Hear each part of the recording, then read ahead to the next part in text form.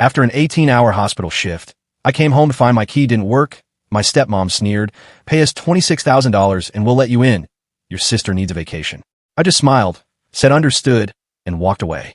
The next morning, she tore open the door to a single letter that made her scream so loud the entire block came running. There's a certain kind of tired that doesn't come from lack of sleep. It sits in your bones, behind your eyes, in that hollow part of your chest where joy is supposed to live. That's the kind of tired I was when I got home. I've been on shift for 18 hours straight, not just filling charts or monitoring vitals. I'd cracked a rib doing chest compressions on a teenager whose parents were still in the waiting room. I pronounced 3 people dead. I brought 2 back. I had dried blood on my sleeves and the stench of antiseptic buried in my skin. What I needed was a shower, a quiet meal, and maybe 4 hours of sleep before I had to be back at the hospital in the morning. That was it. That was my whole wish list. So when I pulled into the driveway and my key didn't fit, my brain couldn't even process it at first. I turned it again, jiggled it, stared at it like it might apologize. Then the door opened. My stepmother stood there in yoga pants and a wine-stained tank top, holding her phone in one hand and an attitude in the other. "Oh," she said, like she'd forgotten I existed. "You're back early." Behind her, my stepsister lounged on the couch in my hoodie, scrolling TikTok like she owned the place. Her boyfriend, who hadn't worked a single day since moving in, was halfway through a bag of chips I bought. "The key doesn't work," I said. "Right," she replied. "We changed the locks. Rent's gone up. You want to stay here? It's $26,000 back rent, plus utilities. Your sister needs a vacation, and frankly, you're a doctor. You can afford it." She said it like she was doing me a favor. I stood there holding my duffel bag, shoes sticking to the welcome mat. I didn't say anything for a moment. Just looked at her. Really looked. The woman my father married while I was still learning to shave. The one who told me to call her Lisa because stepmom sounded too formal, but who never once treated me like family. "Did Dad approve this?" I asked. She smirked. "Your father's overseas. This is my house when he's gone. I make the rules." I looked past her into the living room. My old textbooks were stacked on the floor, still in the same spot I left them. My name was still on some of the utility bills. "I paid them last month." "Understood," I said. I nodded once, turned, and walked back to my car. I didn't slam the door. Didn't yell. Just drove off into the night, the ache in my chest sharper than any shift I'd pulled. I slept in the call room at the hospital on a plastic mattress wrapped in a scratchy blanket that smelled like disinfectant. And while I slept fitfully, shallowly, they celebrated, probably toasted with boxed wine to their genius idea of extorting me. Maybe my sister posted about it online, a TikTok with some petty caption about how freeloaders don't get free rides forever. What they didn't know was that I'd been waiting for this moment for years. The next morning, while they were still asleep, probably nursing hangovers and delusions, I drove back. I knocked once, then laid the envelope right in the center of the doormat where she'd be sure to see it. Then I parked down the street and waited. 15 minutes later, right on schedule, because she always checked the front step around 9:30 a.m. like clockwork, the front door creaked open. Lisa emerged in fuzzy slippers, holding a mug that said, "Number 1 Mom," in peeling glitter. She bent down, picked up the envelope, opened it, and screamed. Not a sharp gasp, not a cry of surprise. A full-throated, soul-shaking, "someone has died" scream. Lights flicked on in the house across the street.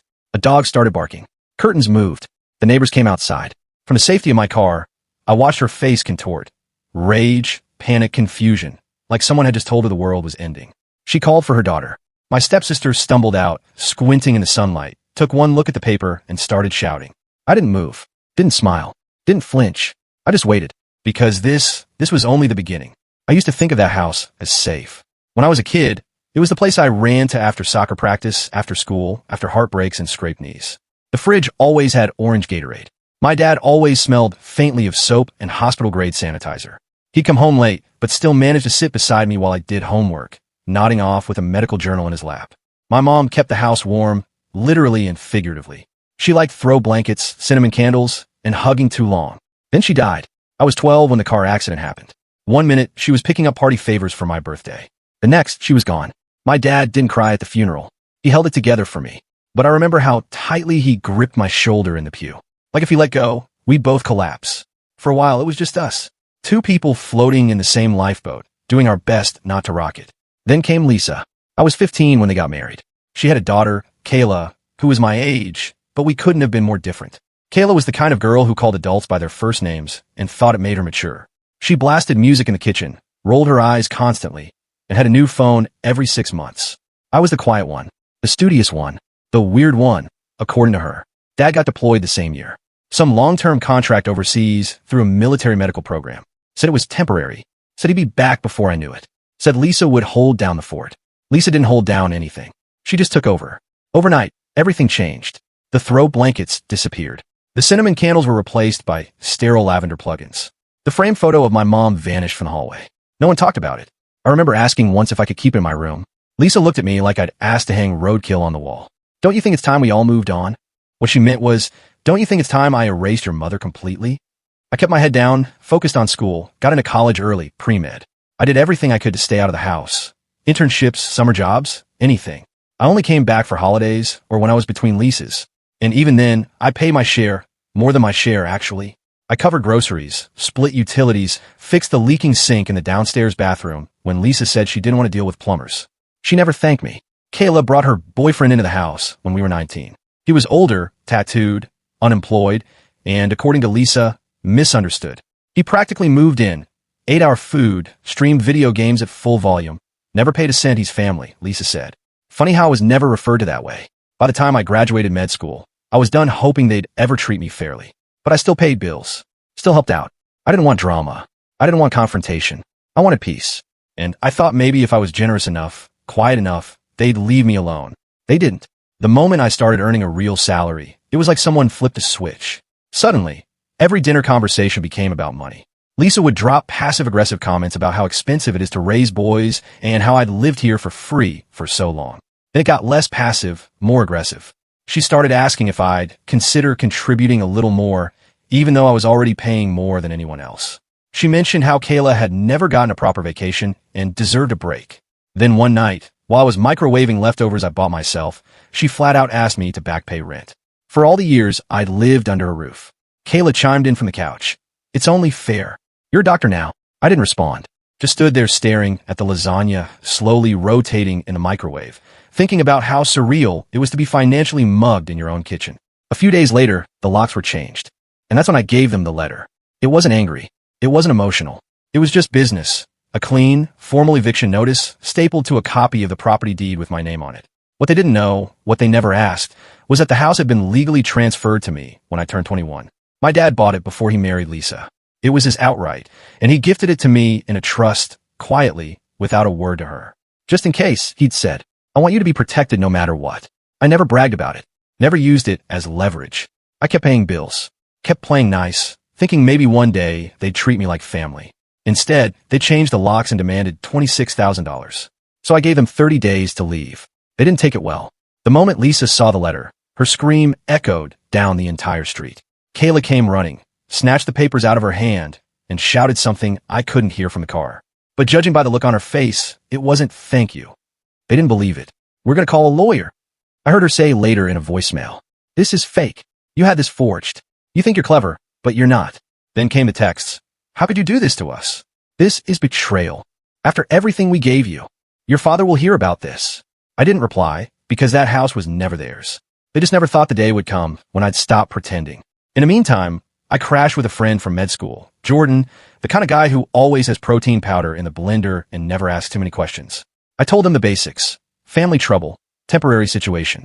He offered me the spare room, handed me a blanket, and said, cool, just don't steal my socks. The calls didn't stop. Lisa, Kayla, even the boyfriend, all of them taking turns on the guilt carousel. You're really going to kick out your own family? We took care of you when no one else did. After everything we gave you, which was funny because I racked my brain and couldn't remember a single time Lisa ever gave me something that didn't come with strings attached, side-eye, or a backhanded comment. Unless you count anxiety that she gave freely. I ignored the calls. I let the texts pile up. I figured they'd rage for a few days and then go silent. Wrong. Lisa switched tactics. She went online. A vague Facebook post appeared 2 days later. It's a sad day when someone you raised turns their back on you. Some people forget who fed them all these years. Subtle, real Pulitzer stuff. Within hours, her high school friends were in the comments with prayer hands and wine emojis. Kayla joined in with a TikTok that said, POV, your brother evicts you because you asked him to pay rent for once in his life. She added a sad face and a trending audio clip for extra flavor. I got texts from extended relatives I hadn't heard from in years. Is everything okay with Lisa? She says you're being aggressive. She mentioned lawyers. What's going on? I didn't reply to those either. Instead, I sent my lawyer a folder, copy of the trust deed, transfer, eviction notice, screenshots of Lisa's Facebook post, and Kayla's TikTok. Then I opened a new folder labeled Proof and started saving everything. They were spiraling, and I was documenting it all. For days after the letter, Lisa called again. This time I picked up. "So you're really doing this?" she said, skipping hello. "I am.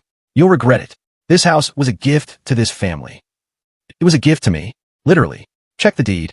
She sputtered something about moral rights and betrayal. Said she'd talk to my dad. I told her to go ahead. "He'll be home soon. Just wait." "Looking forward to it," I said, and hung up. Truth was, I'd already spoken to him.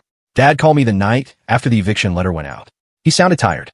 Not confused, not angry, just quiet. "I figured it would come to this," he said. "You knew?" "I didn't know they'd lock you out, but I knew they were pushing you too far. I've been hearing things." Turns out he'd been hearing things through the grapevine. Mutual friends, neighbors, people who saw the posts online and reached out to him concerned. He didn't want to believe it at first, but the more he heard, the clearer it became. They weren't just ungrateful. They were actively trying to push me out. And he let me know. He stood by my side. He didn't say much else on the phone. "Just send me the documents. I'll handle it." And I believed him. But Lisa didn't. She thought she could still bluff her way through this. A week before the eviction deadline, I got another text. "We're not leaving. This isn't legal. I'm his wife. That house is half mine." That's when I sent the next official letter through my lawyer, certified mail. It explained the trust. It clarified that the house was my father's separate property, purchased before marriage, and that he had full legal right to gift it to me. The documents were clean, the trust airtight. No loopholes, no mistakes, just facts. I expected silence. Instead, they doubled down. Kayla made another TikTok. This time, she was crying on camera, saying her evil brother was throwing them on the street. Lisa posted another dramatic Facebook status. "Some people forget where they came from. We gave him everything. Now he wants us homeless." I screenshotted it, added it to the proof folder. That same day, I got a call from one of the neighbors, a sweet older woman who used to bake cookies when we were kids. "They've been telling people you forged the deed," she said, concerned. "That's fine. I'm not here to win Facebook. I'm here to reclaim my house." Then came a cherry on top. 3 days before the deadline, I went to my car after a long shift and saw a piece of paper taped to my windshield. A printed note, sloppily typed. "If you go through with this, we'll make sure everyone knows what kind of person you really are. Don't test us." No signature, just cowardice and desperation. I smiled, took a photo, added it to the folder. Because that's the thing about threats. When you've already lost your patience, your peace, and your tolerance, there's nothing left to threaten. Let them talk. Let them post. Let them scream. I had the deed. I had the law. And most importantly, I had enough. The deadline was almost here. And so was my dad. The eviction deadline came on a Thursday. I didn't sleep the night before. Not because I was nervous, but because I was ready. That kind of ready where your chest is tight and your thoughts are laser focused. I had the documents printed. I had the attorney on standby. And I had my patience buried somewhere deep beneath 6 years of silence. They hadn't packed. Of course they hadn't. The curtains were still drawn. Kayla's boyfriend's car was still in the driveway. Someone had left a pizza box on the porch. Like that was going to scare me off. At exactly 10 a.m., I arrived. Not in scrubs. Not straight from shift. I took the day off. Wore a button-down shirt. Even combed my hair. If they were going to see me as the villain, I might as well look put together while doing it. I knocked once. Lisa answered. No makeup. Arms crossed. She didn't look surprised to see me, just smug. "We're not leaving." Then this will be the last time I asked nicely. I said, "You think you can bully your way into your father's house?" I held up a copy of the deed. "This isn't his house. It's mine. You have 30 minutes. She laughed. Actually laughed. "You really think you can kick out your own family?" "Already did. The papers were filed weeks ago. You've ignored every deadline." Kayla came to the door next. Eyes puffy like she hadn't slept, or maybe had just finished her third meltdown of the morning. "This is illegal. You're throwing us into the street." "No," I said. "You chose not to leave. I gave you every chance." She glanced behind her. "We called Dad. He's on his way. Good. I hope he makes it before the sheriff does." And right on cue, a car pulled up to the curb. My dad stepped out. Tanned, slower than I remembered, but his presence was still commanding. Military background never quite leaves a man, even when he's in a cardigan. He walked up the path and looked at me first. Not Lisa. Not Kayla. Me. "Do you have a minute?"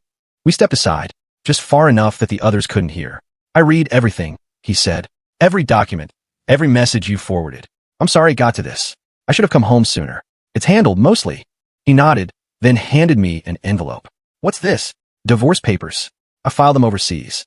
This is just a notarized confirmation." I stared at the envelope, then back at him. "She never cared about this family," he said. "She cared about control. About appearances. About bleeding you dry. I saw it too late, but I see it now." I didn't say anything. I didn't need to. Then he added, quieter, almost sheepish, I met someone overseas. She's kind, gentle. She reminds me of your mom in ways that make me feel like myself again. I blinked hard. I'm not replacing her, he added quickly. But I think I deserve happiness too. You do. We turned back toward the house. Lisa and Kayla were now on the porch, watching us like hawks circling over their last defense. My father walked up first. Calm. Even I know everything, he said. Lisa blinked. Everything? What? The lies. The posts. The threats. The way you treated my son. I have nothing left to say to you. Kayla opened her mouth, probably to unleash something dramatic, but he cut her off. This isn't your house. It never was. Pack your things now. Lisa grabbed his arm. You're just going to throw us away? After all these years? He shook her off gently. You threw yourself away. Kayla turned to me, desperate. You can't just, I can. And I did. I didn't raise my voice. I didn't flinch. I just stood there while two people who once laughed at my exhaustion and called it weakness suddenly realized I wasn't tired anymore. I was done. They tried to stall, tried to protest, said they needed more time. That was unfair, that I'd ruined everything. But in the end, they packed.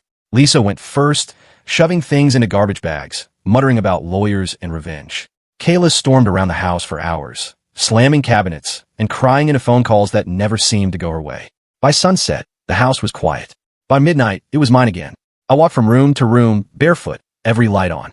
Not because I needed to see, but because I could. Because for the first time in years, the space didn't feel like a trap. It felt like a home. No tension in the walls. No fake smiles at the dinner table. No guilt for existing. Just quiet. Just peace. I brewed coffee at 2 a.m. because no one could complain about the noise. I stood on the porch with a blanket around my shoulders and watched the street Lisa used to claim as her kingdom. It looked smaller now, less threatening, like something I'd finally outgrown. And when I turned around, I didn't see the ghosts of old arguments or half-swallowed rage. I saw possibility. Clean floors. Empty walls. Space to breathe. My house. My rules. My peace. It's been 6 months. Kayla moved in with her boyfriend's parents. That didn't last long. From what I hear, they kicked them both out after a few weeks. Something about bills, attitude, and staying up all night yelling at Xbox players through the headset. Lisa tried to sue. She lost. Then she tried to guilt-trip my dad. That didn't work either. He's living overseas full-time now. Happier, healthier, with someone who actually respects him. He told me last month he hasn't felt this peaceful in decades. As for me, I still work long shifts. But now, when I come home, the key works. The fridge is mine. The quiet is mine. No one asks for money. No one slams doors. No one pretends I owe them for existing. Some nights, I catch myself waiting for the next demand. Like I'm still wired to expect it. But it never comes. They're gone, and I'm free.